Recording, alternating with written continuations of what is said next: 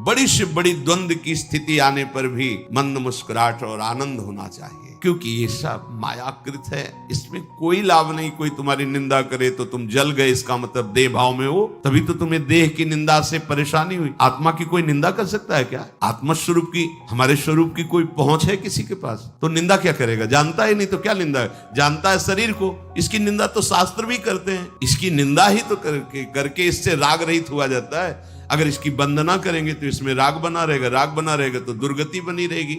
इस शरीर ही तो दुर्गति का हेतु है। ऐसी परिस्थिति आ जाए पर वो अशांत नहीं होते, वो शांत रहते हैं। ऐसे प्रशांत, चाहे आप उनको अपमानित करें, निंदा करें, तिरस्कार करें, या उनके पास जो है सब छिन जाए तो भी कोई फर्क नहीं पड़ेगा, क्योंकि सब प्राकृतिक पहले ही उसका राग नष्ट हो चुका है, इसलिए उनकी अशांति नहीं होगी। आपको बोध हो चुका है इसकी परीक्षा बाहरी लक्षणों से तो हो ही नहीं सकती, पर कुछ बाहरी लक्षण। जब आपकी भरी सभा में निंदा हो, अपमान हो, कोई भी आपका साथ देने वाला न हो, फिर भी आप शांत हैं और मुस्कुरा रहे हैं, तो हो सकता है ये भी लक्षण पहचाना जा कि बिना ब्रह्मबोध हुए ऐसी सामर्थ्य नहीं आ सकती। पूज्यपाद सिवड़िया बाबा जी महाराज, गंगा किनारे एक बहुत बड़ा संत समागम हुआ था, तो जहां बड़े बड़े महापुरुष भी आए थे। बाबा तो समस्थिति को प्राप्त महापुरुष थे।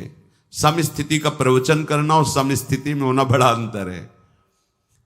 तो हरि बाबा जब कीर्तन करते थे तो सबसे पहले ओंकार नाद करते थे। जे भी घंटा, अपने ही कर कमल में घंटा रखते थे, और जे भी घंटा बजाए तो उसके पहले ओम, तो सब बाद में ओम बोलते थे।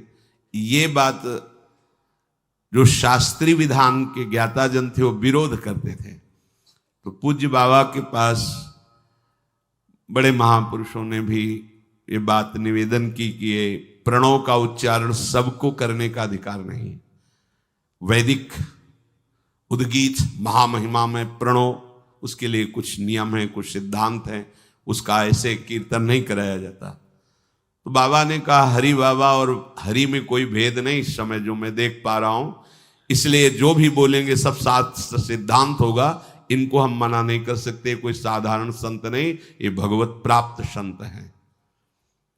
वहां संतों में सब आए हुए थे, तो बाबा की सीधे निंदा शुरू की।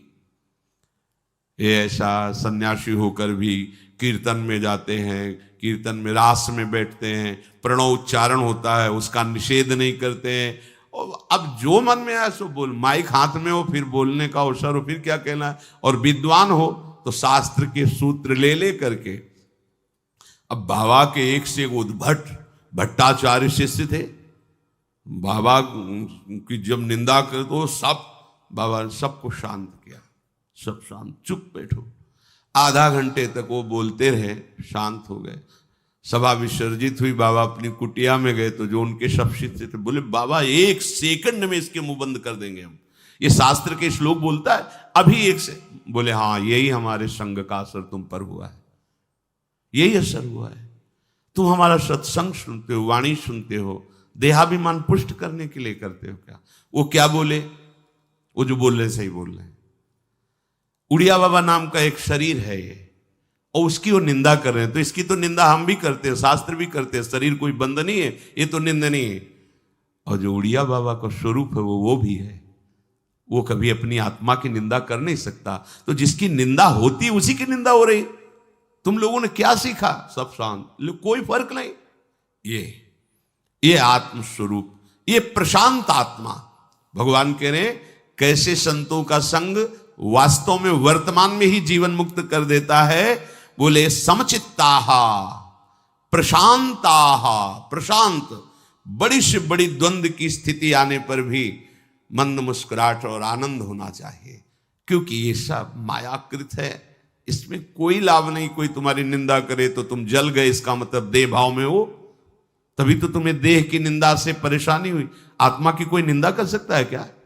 आत्मा स्वरूप की, हमारे स्वरूप की कोई पहुंच है किसी के पास?